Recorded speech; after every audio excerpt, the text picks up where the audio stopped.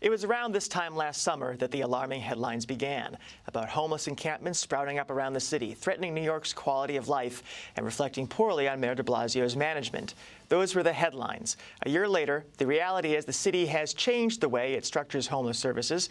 The state has released little of the money it has promised, and 58,000 people live in our homeless shelters. In other words, while this crisis has moved off the front pages, it's still a daily reality for a small city's worth of people. Here to discuss where the situation stands are Jeff Foreman, Policy Director at Care for the Homeless. Welcome, Jeff. Thank you. Giselle Routhier, the Coalition for the Homeless's Policy Director. Hello, Giselle. And Jarquay Abdullah, a member of Picture the Homeless. Thanks very much for joining us. Jarquay, I know we're going to call you Jermaine. Yes, show. Jeff, let's start with you. When Mayor de Blasio was inaugurated, the New York Times had this series about Dasani, talking about the homeless numbers, talking about conditions in the shelters. What is the situation now compared to where we were then? I don't think the situation in the shelters is materially different, although I would say in fairness that there are better policies in place, and they've come up against a lot of ingrained reasons that they aren't working as well as they could, and I think they will work better over time if we keep at it. Giselle, we're in a city now that is producing more jobs than it has in history, low unemployment rate. Last year, I think we saw fewer evictions than before. What's driving people to the system, the shelter system, and the streets now? The answer is relatively simple and twofold. So the first one is housing affordability. We've been in a pretty sustained housing affordability crisis over many years. The gap between incomes and rents in New York City has continued to grow. And we're really seeing a dual housing market where there are a lot of available really high rent market rate apartments, but very few apartments that are available to lowest income New Yorkers, and that's causing a huge squeeze and real problems for the lowest income New Yorkers. And the other piece of the pie is the policy response. So we're still dealing with really a legacy of completely inadequate policy responses for over many years that did not allocate enough housing resources to homeless individuals in shelter. And we saw that, after 2011, the shelter census just increasing precipitously, and we're still dealing with record homelessness today as a result. Right. I mean, part of the problem is not just the front door to the shelter system, but the door out. And obviously, under Mayor Bloomberg, that door opened a bit and then closed with a program called Work Advantage that came and went. And Mayor de Blasio then started something called Link, or several different programs called Link, meant to kind of replace that. Are those working? I think there are a few things that we said about Link. I mean, over the past fiscal year, the mayor and this administration, to their credit, have moved out about 4,000 households with Link, City FEPs, and SEPs vouchers that they have created, and that's a big step forward to the place where we were at prior to that, where there was no housing resources available to those families. But I think on the flip side, to match the scale of the crisis, you need policies that are going to be really bold and really effective. And so we've been pushing the administration to increase the utilization of NYCHA public housing units, to allow homeless families to access more of those units, and to increase the availability of HPD housing stock to the lowest income New Yorkers and homeless New Yorkers as well. So we're taking steps forward, and we're moving in the right direction, focusing on housing, but we need to make bigger steps given the severity of the crisis. Jermaine, Picture the Homeless, an organization that exists for and also is run by homeless or formerly homeless people. What's your view of the mayor's response to this issue so far? Very slow. We issued a gaining ground proposal, which outlined how he could take all these vacant lots and vacant buildings that the city owns and turn them into low cost. I don't like saying affordable housing, because affordable housing is not affordable to low income New Yorkers. But it outlines how to make low income housing for New Yorkers and move people out of the shelters and into these housing, and you'll end up saving money in the long run. Because right now they're paying up to $3,000 for one meal in a shelter a month. That's that's a lot. I want to stay with you for a second, because one of the things that came up, as I mentioned in the lead last summer, was these quote-unquote homeless encampments. There was an NYPD response to that that's been, I assume, ongoing. I know your T-shirt indicates you're concerned about police harassment. Is that what's going on now, and is that still going on? It happens all the time, but it's lessened because, like, for instance, whenever something happens on 125th Street, which is where we're located at and where we're usually around, a lot of people go out there with their cameras and they videotape it. So that has stopped them from doing a lot of stuff that they would normally do. Like during the summer, they was throwing out a lot of homeless people's property and stuff they can't get back. Pictures, vet cards, and all sorts of stuff they was throwing out that they can't, replace. And there's currently a lawsuit in, because of that. There's an edict that they say from the mayor's office saying that homeless people are not allowed to be in public spaces. And that is an edict. This is what they say. Right. An edict, I'm assuming you disagree with. No, I agree that it probably is from the mayor's office. Somebody is saying that, but he's not going to tell the public. He's not going to come out and say it because it's illegal to do it. Right.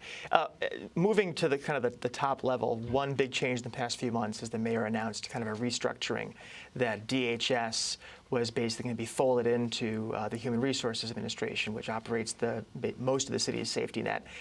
Does that make sense? And is that working?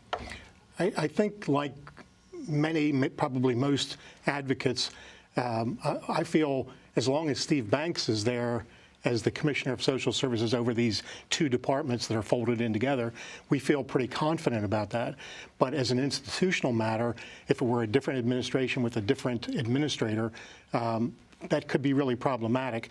There was a reason that the Department of Homeless Services was taken out of the other bureaucracy, and in a less hospitable administration, it would be important to have them separate, to have more attention on shelters and services. Giselle, I'm curious what you think about that, and specifically one of the issues that came up in the months before this change was announced was a lot of concern about conditions in shelters that the city operates, which obviously include both private apartments and dormitory-style shelters. Are those fears real? Are they accurate about shelter conditions? Have they been addressed at all? And what do you think about this restructuring? Yeah, I think, we've been out in shelters for many, many years and welcome, some illumination into what it's like for individuals to live in shelters.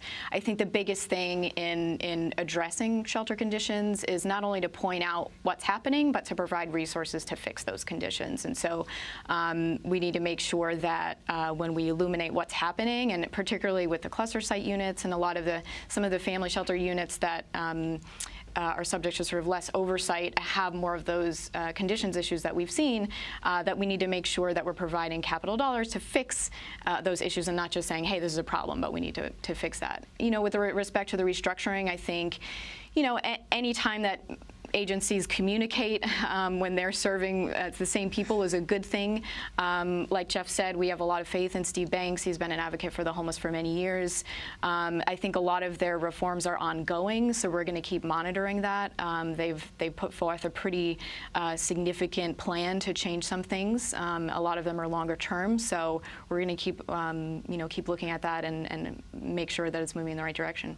Jermaine, that issue of shelter conditions is linked, I believe, to the question of people who are living outside of shelters on the street, right? I mean, concern about conditions is one of the reasons people are out there. Well, I'm currently in the shelter, and the conditions are horrible. The roof leaks when it rains.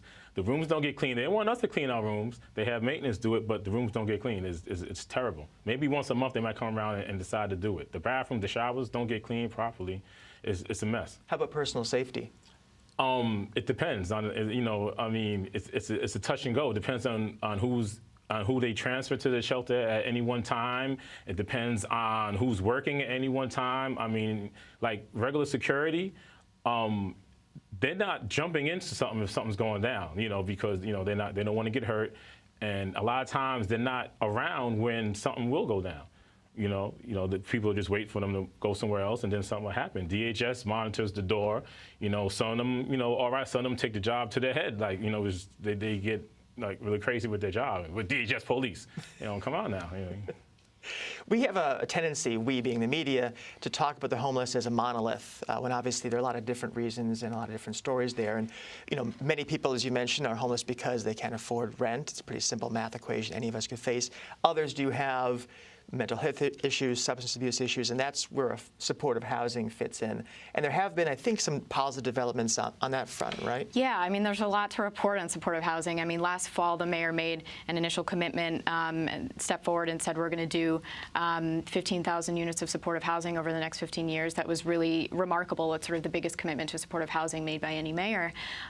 Shortly thereafter, and I want to point out today is 6 months to the day that the governor, in his State of the State, promised 20,000 units of supportive housing statewide. And today, we have yet to see really any movement on that promise. There is literally nearly $2 billion just sitting in the state budget that was allocated that has not been spent. It's just sitting there, and we need that money to be released. At the end of session, they released a mere $150 million for supportive housing, but that still leaves close to $2 billion still sitting there, and we need that money to be released so that units can be built, so that people with significant mental health issues, substance abuse issues, people living with HIV/AIDS can actually access housing that works and that will get people off the streets and get people out of shelter. So I just wanted to point that out, and we're really continuing to push the governor to release that money and make sure that supportive housing units are built. What's the deal here? Do we think that is housing just not as big a priority in Albany? Homelessness? What explains this delay, and what's the impact of it?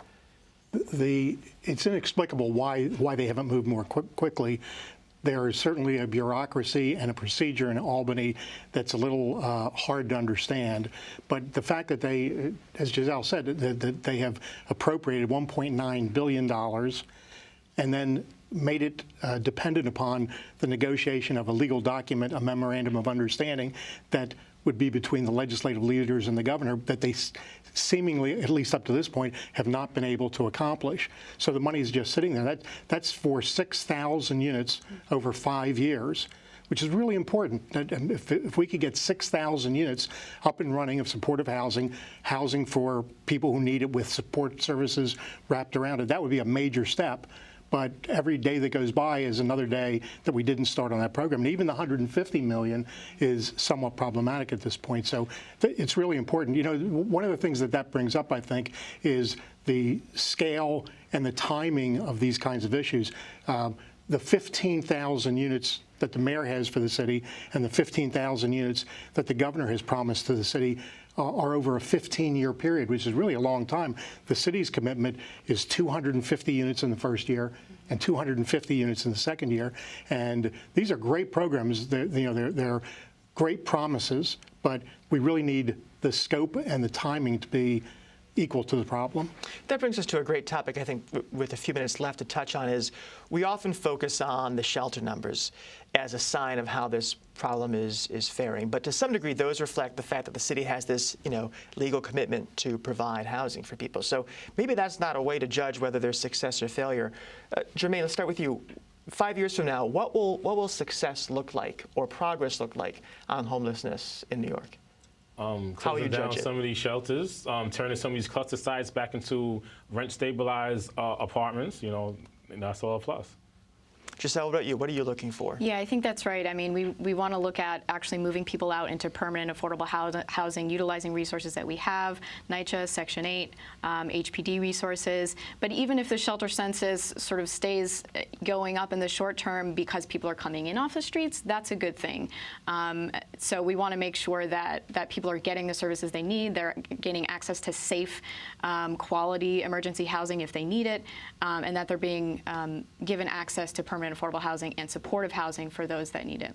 Does this seem right to you, Jeff, that the crisis may pass, but we still will probably have tens of thousands of people in the system hopefully getting the help they need? Well, over a reasonable period of time, we shouldn't have tens of thousands of people in the system. It is cheaper. I think Jermaine made the point before. It is cheaper to get people into stable housing and assist them even for long periods of time than it is to keep them in shelter. So we believe that we could end homelessness, that we could start it today, that we could do it over a reasonable couple of years, not decades, and that we could do it for less than we're spending right now to not end homelessness. So if in a couple of years we don't see progress, substantial progress of units and moving people out, then that hasn't been wouldn't have been a success. Giselle, just one last point I want to go to you for is supportive housing. One thing that we see is resistance in neighborhoods sometimes to the citing of supportive housing. That's based largely, I'm assuming, on a total misconception of what it's about, right? Indeed, and when we actually do sort of briefings for a lot of electeds and community members about what supportive housing actually is, people come to embrace it because it is. It's housing. It's permanent, affordable housing. A lot of times it's new construction. It brings a lot of great things to the neighborhood, and there have been studies that show that it raised property values. It's not shelter. It's housing, and I think a lot of people conflate the two sort of erroneously, and we want to make sure that people know what supportive housing is and that they want it. They want it in their neighborhood. Well, thank you for coming on to tell us that, and thank you both as well for discussing this important issue. We'll have you back, hopefully, to talk about some progress sometime in the next year. Thank you.